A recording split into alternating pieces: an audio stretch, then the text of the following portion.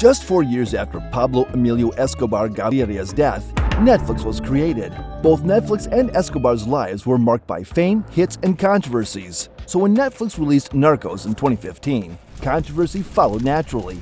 The show was praised for its research and direction by Brazilian filmmaker Jose Padilha, which lent rich dramatic effect to the story. But like any political story, there's always more to it. This video exposes dark parts of the story that you've never heard before, like Escobar's side of the story, behind the scenes and over-dramatized truths. There are 10 things Netflix is hiding about Don Pablo Escobar, the first narco-terrorist, and the richest criminal in history. Number 10. Family opinion. The Escobar family's opinion is crucial to consider, as it reveals how much of the story is accurate with Pablo's interaction with his family. Apparently, Pablo's brother was furious. If you watch the show, you'll probably notice the absence of Pablo's brother. Roberto Escobar was not only Pablo's brother, but also the cartel's accountant, until his arrest after Pablo's death. So you can imagine his discontent when another character, called Blackbeard, was shown as the accountant snitching against the cartel.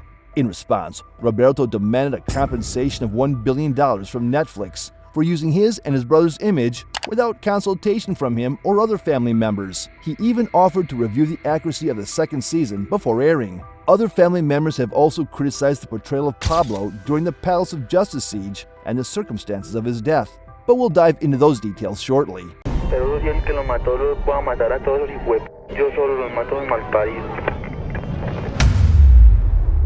Number 9. Escobar's monstrosity. The show portrays Pablo Escobar as a terrifying figure, and indeed, he was one of the most feared men of his time. Agent Steve Murphy labeled Escobar as the first narco-terrorist, known for using violence to influence government policies against narcotic laws. While the show depicts Escobar's ease in ordering killings, it portrays his personal interactions as relatively benign, focusing on his troubled relationship with his wife and kids. However, reality paints a much darker picture. Escobar was a ruthless drug lord who didn't hesitate to resort to extreme violence. He would personally maim enemies, pay human mules with cocaine, and even kill them to avoid spending cash. This from the 7th richest man in the world at the time.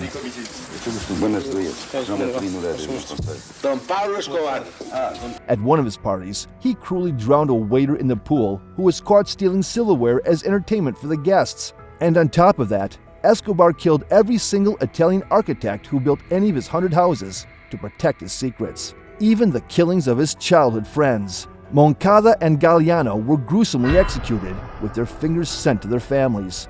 Despite these brutalities, the show largely glosses over Escobar's gratuitous cruelty, leaving viewers to wonder about the true extent of his barbarity. Number 8.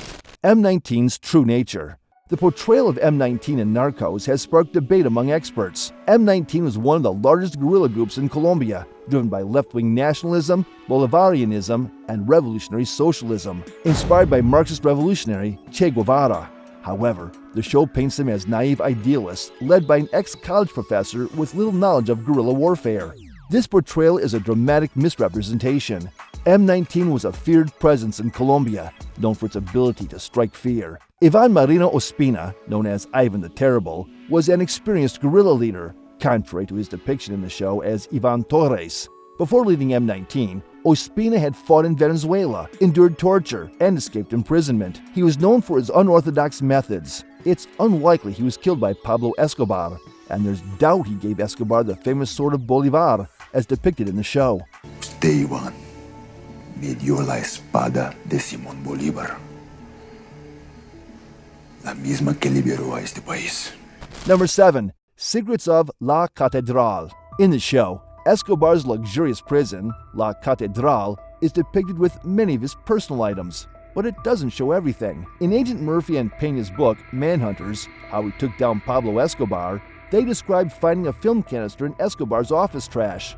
Developing the film revealed pictures of Escobar, which they turned into wanted posters. Escobar meticulously kept every wanted poster issued against him in Colombia, along with articles about him. These details offer further insight into the extent of Escobar's control and secrecy within La Catedral. In addition, Escobar kept threatening notes from his enemies, meticulously arranged. Escobar's attention to detail extended to the bathrooms of La Catedral, which Peña describes as surprisingly pristine with 3-inch walls.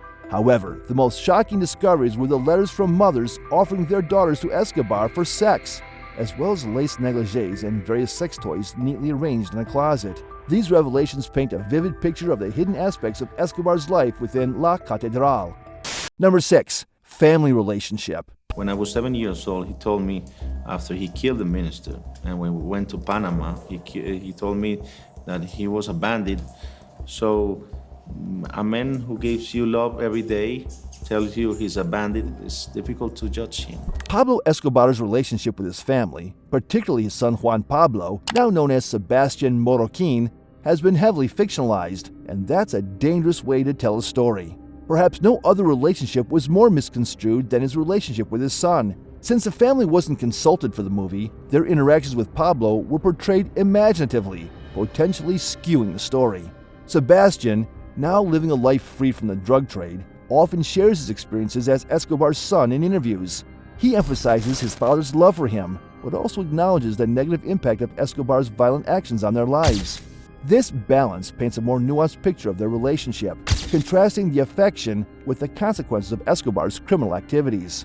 Well, I learned so much about violence that I became a man of peace, Sebastian Moroquin shares that his father taught him about different drugs, with marijuana being Pablo's favorite. Despite this education, Sebastian has never felt pressured to use drugs. He attributes this either to his relative's struggles with drug abuse or his father's teachings. One poignant aspect of Sebastian's interviews is his recounting of begging Pablo to stop his violent actions, especially after a bombing left Sebastian's sister deaf in one ear. However, these pleas fell on deaf ears, illustrating Pablo's stubbornness and inability to accept defeat, even cheating in games to win. In contrast to the show's portrayal, Sebastian was already 16 when his father died and has a different account of Pablo's death, which we'll talk about shortly. Number 5. The recordings. One of the reasons why the show is so detailed was because Pablo was a big believer in keeping records of his life. He believed in documenting everything, including videoing incidents on his haciendas. These recordings provided insight into the conversations, fashion, and daily activities of Escobar and his associates. It's clear that the Medellin cartel, particularly Pablo Escobar, had a keen interest in media. Some of his personal recordings are even incorporated into the show, offering glimpses into life on his haciendas. Additionally, Escobar was willing to kidnap news reporters to tell his story. It's safe to say Pablo would have loved platforms like X. Number 4. Carlos' influence. Carlos later's background is quite intriguing. A German who moved to Colombia, changed his name to Guillermo later, and married a Colombian woman named Helena Rivas. After his parents' divorce, Carlos went to the United States with his mother. In prison, Carlos met George Young, and together they devised plans to revolutionize the cocaine trade by transporting drugs to the U.S. using small aircraft. Later had already begun this business before meeting Pablo Escobar, and played a significant role in Escobar's rise to wealth. Later himself became a billionaire, and even offered to pay Colombia's external debt twice to avoid extradition. However, the show's portrayal of Later as a mere knucklehead who outed himself on national radio doesn't do justice to the complexity of his story and his eventual fall from grace. Number 3. Escobar's suicide. The idea of Pablo Escobar committing suicide might sound peculiar given his notorious life, but close family members, including his son Juan Pablo, claim it to be true. Juan Pablo presents a compelling argument for why he believes his father's death was. Firstly, Pablo always warned his son that the telephone could be fatal, knowing authorities monitored cartel members' communications. Escobar rarely spent time on the phone and instructed his son to avoid it as well. Secondly, Escobar's family faced rejection from Germany and sought refuge in a Colombian hotel owned by the armed forces, indicating they were never truly safe and likely under surveillance. Escobar must have been aware of this. Thirdly, Pablo had taught his son how to commit suicide to avoid capture, suggesting he was prepared for such a scenario. Escobar had reportedly expressed a preference for suicide over being killed by his pursuers. Revisiting Pablo's last moments with these facts in mind adds layers to the narrative. You see, Juan Pablo was the last person that El Patron spoke to before dying. While speaking to his son on the phone, Escobar likely realized the imminent danger. Juan Pablo understands that his father's trying to save them from being interrogated by giving up himself while on the phone. Meanwhile, authorities closed in on Escobar's location. The police stormed the house where he was hiding. As the confrontation unfolded, his bodyguard Limon was and Pablo was shot multiple times on the roof. Upon inspection of the body, a bullet wound is found on Escobar's right ear, the method he had taught his son for a quick. Number 2. Narcos Original. Originally, Netflix intended Narcos to be a full-length feature film, not a TV show. But as they began deeper into Escobar's life, they realized one movie wouldn't be enough. They uncovered stories about the King of Coke, his rise to wealth, including his early days with a man called Cockroach, and even his life before smuggling, which involved stealing gravestones. Insights from DEA agents Steve Mercy and Javier Peña further revealed how little the producers knew about Escobar. Thus, Narcos was born. Bernardo Aparicio Garcia, who grew up around Pablo Escobar in Colombia, praised the show's attention to detail, including ethnic diversity and tiny touches like miniature colonial village facades in Pablo's mother's home. Number 1. Wagner's pro-drug stance. Wagner Moura's portrayal of Pablo Escobar in Narcos was praised for its authenticity, and he's often associated with the role. However, Moura's views on drug legalization align closely with his character's notoriety. He believes drugs like cocaine should be legalized, a stance he takes even more seriously after immersing himself in Escobar's world. Moura argues that in a world where cocaine was legal, Escobar might have been seen as a successful entrepreneur who rose from nothing and helped the impoverished. Many of Escobar's violent actions were reactions to threats against his empire or attempts to silence officials seeking to imprison him. The question of whether cocaine should be legalized is complex and invites diverse opinions. What are your thoughts? Should cocaine be legalized? Share your thoughts in the comments below.